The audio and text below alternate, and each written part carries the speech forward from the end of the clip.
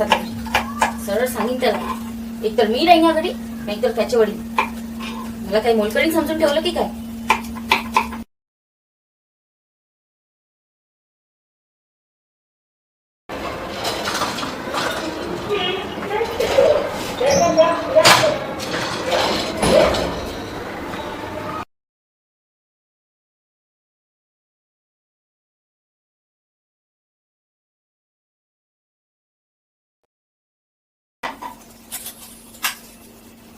घर सांभाळा, मुलं सांभाळा, नोकरी सांभाळा आणि यांच्या वडिलांची सुशी पण काढा.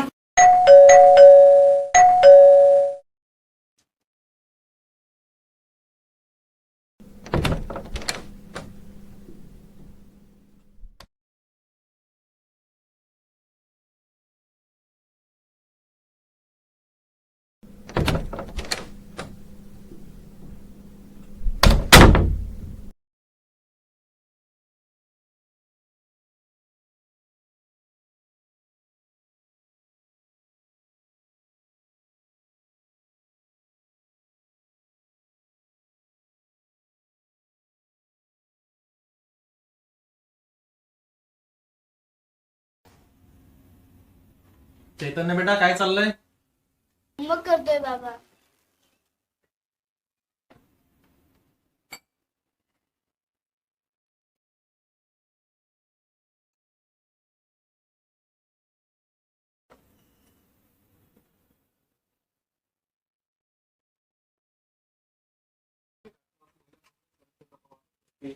प्रदेशाध्यक्ष म्हणून काम पाहते. मी आज पक्ष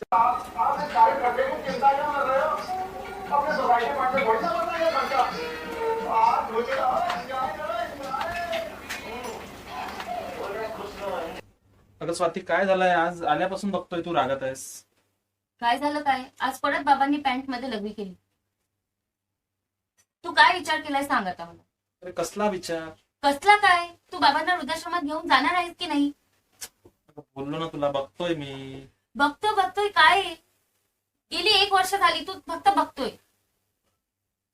अगं स्वाती, तू शांत हो, बोलतो मी बाबांशी. अगं पण वगैरे काही नाही प्रसाद, मला वैताग आलाय. मी एकटी काय काय सांभाळू? मुलं, ऑफिस, घर, तुम्हाला, बाबांना. कसं शक्य आहे हे? मला स्वतःसाठी पण काहीच वेळ नाही. हे बघ, आता तू काय तो निर्णय घे. उद्या रविवार आहे, मी तर म्हणते तू उद्याच बाबांना घेऊन जा. मी बोलणारच आहे त्यांच्याशी. आता बस, एक तर मी नाही तर बाबा. तू उद्या रविवारला बाबांना वृद्धाश्रमाला घेऊन जा, नाही तर परवाला मी ऑफिसला गेल्यावर परत येणार नाही.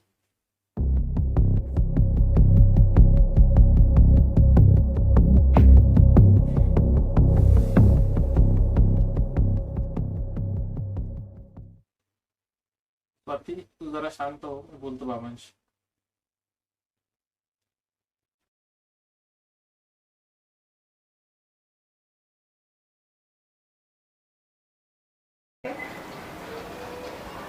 मूळचा पत्रकारितेचा पिंड असलेले संजय निरुपम बाळासाहेब ठाकरेंच्या आशीर्वादाने राजकारणात आले आणि शिवसेनेचे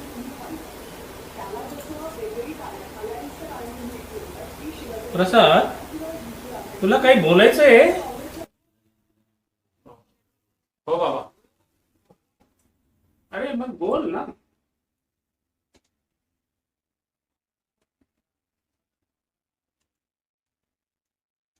चैतन्य बेटा, जरा आज जा.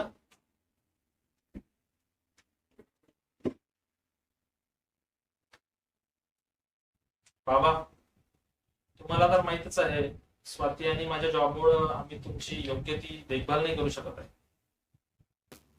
माझी कुठे तक्रार? नाही पण बाबा, आम्हाला असं वाटतंय आम्ही तुमची योग्य ती देखभाल नाही घेऊ शकत आहोत. स्वातीची तारांबळ उडालेली असते. घर, जॉब, मुलं. मध्याचं बोल बेटा, बाप आहे मी तुझा. गोलगोल फिरू नकोस. काय म्हणणं तुझं? बाबा, तुम्हाला वृद्धाश्रमात ठेवलं तर चालेल का?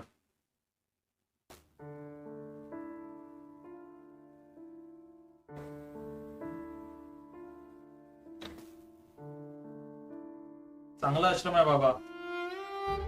तिथे तुमची योग्य ती देखभाल सुद्धा घेतली जाईल.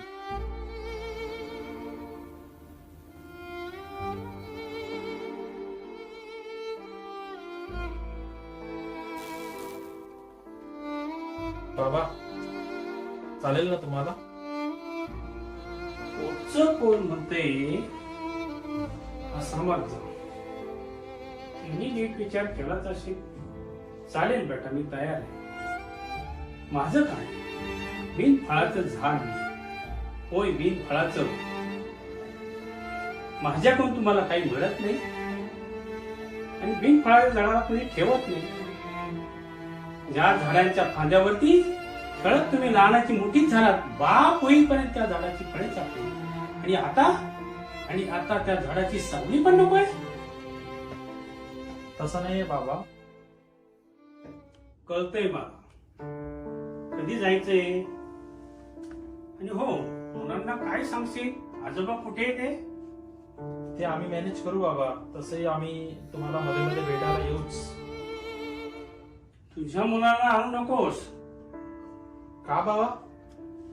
त्यांनी मला आश्रमात बघितलंस तर उद्या तुलाही बोलतील तिथे. जायला वेळ आहे अजून. जा झोपा. सकाळी जाऊ. ईश्वरा, महादेव.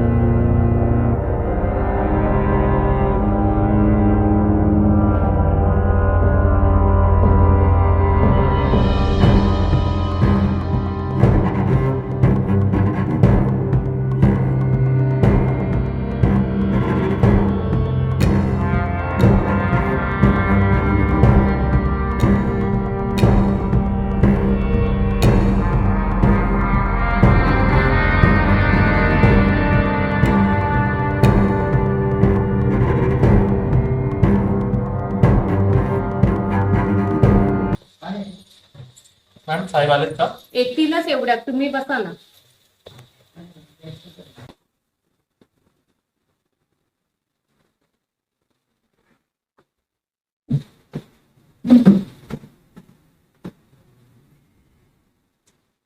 साहेब आले का?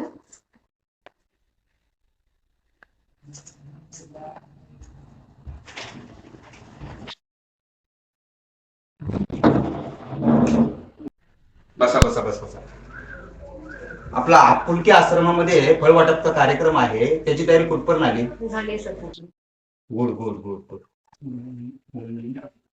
आजचं काय? सर हे प्रसाद शिंदे यांच्या बाबांना हे आपल्या आश्रमात सोडायला आलेत आणि हे राम कदम. मी बाबांना घ्यायला आलो.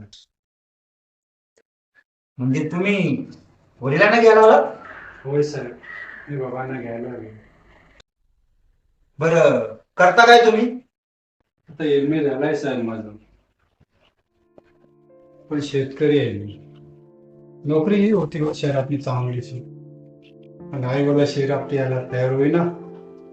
नोकरी सोडली, म्हटलं गावी राहून आई वडिलांची सेवा करावी. दुर्दैव बघा, त्यातच आई वारली. आई जाऊन 6 वर्ष लोटली. 6 महिन्यापूर्वी बाबा पण गेले.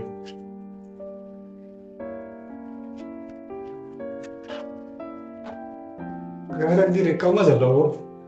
कोणी मायानं डोक्यावर हात फिरवलं कोणीच नाही राहिलं. माझी मुलं पण सारखी बाबा बाबा बाबा करतात. मग आम्ही एक निर्णय घेतला, मी आणि माझी बायको सुरेखा, की बाबा आणायचे. आम्ही ठरवलं बाबा आणायचे. म्हटलं रोज हजारो लोक आपल्या आई वडिलांना वृद्धाश्रमात सोडून जातात, तिथून आपण बाबा आणायचे.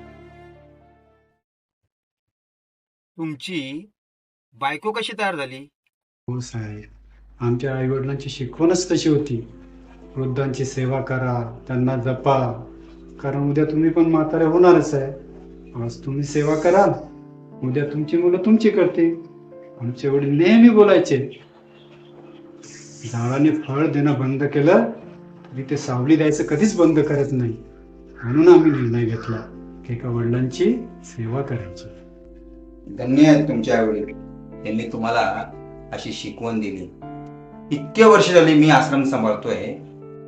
आई वडिलांना आश्रमात सोडून जाणारे बरेच जण येतात, पण घेऊन जाणारा मात्र तुमच्यासारखा प्रथमच बघतोय मी. मग काय ठरवलं, कोणाला घेऊन जाणार तुम्ही ते? मी चालेल बेटा तुला. बाबा, चुप, एक शब्द बोलू नकोस. आई वडील काय असतात ते शिक या मुलाकडून. माझी काहीच हरकत नाही, साहेब हो म्हणतील तर. तुम्ही न्यायला तयार आहेत, हे यायला तयार आहेत, मी कोण हरकत घेणार? उलट मला आनंदच आहे. कोणीतरी आश्रमात येते याचा आनंदच असतो आम्हाला. पण त्यांना कुटुंब मिळते म्हटल्यावर त्याचा आनंद आम्हाला जास्तच आहे. जा तुम्ही घेऊन या ना, पण त्यांच्या मुलाला विचारा. याला काय विचारते साहेब, हा निर्णय माझा आहे. जगातला कितीही पैसा टाकला, आई बापाची माया तुला कळणार नाही. चल बेटा.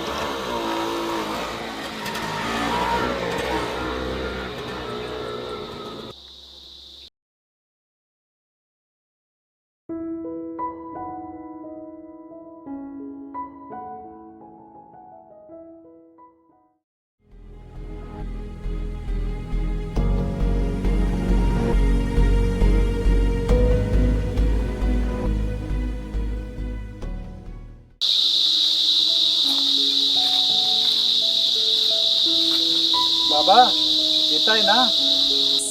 हो येतोय ना.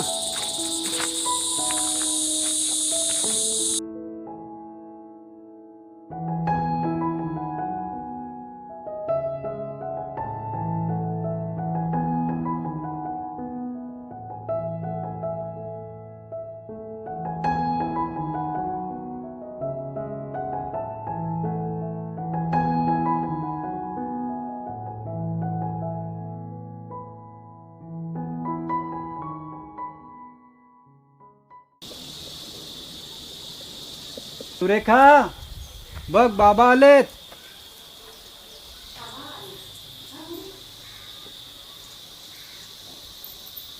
आलात तुम्ही? थांबा हा आलीच.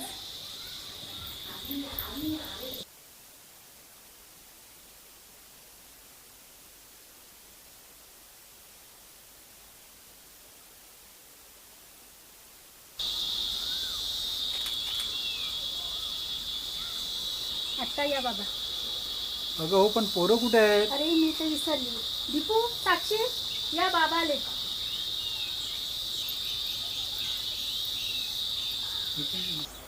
कुठं राहिलीत पोरं अजून? दीपू, साक्षी, अरे बघा बाबा आलेत. आमचे बाबा आले. आमचे बाबा आले.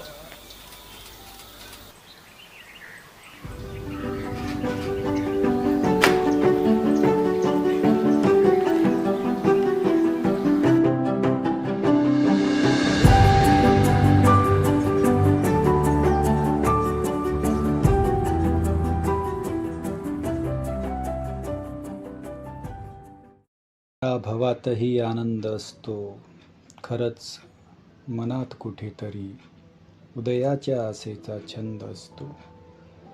तडपत्या उन्हाने कितीही चटके दिले तरी वृक्षाच्या सावलीचा ध्यास असतो. काट्यातून कितीही चालले तरी सुकलेल्या फुलांचा का होईना मार्ग हा निश्चिंतच असतो. पूर नेहमीच येत असतात डोळ्यात, पूर नेहमीच येत असतात डोळ्यात, ढळलेल्या अश्रूंना थांबवणारा एक तरी हात असतोच, एक तरी हात असतोच, एक तरी हात असतोच, एक तरी हात असतो.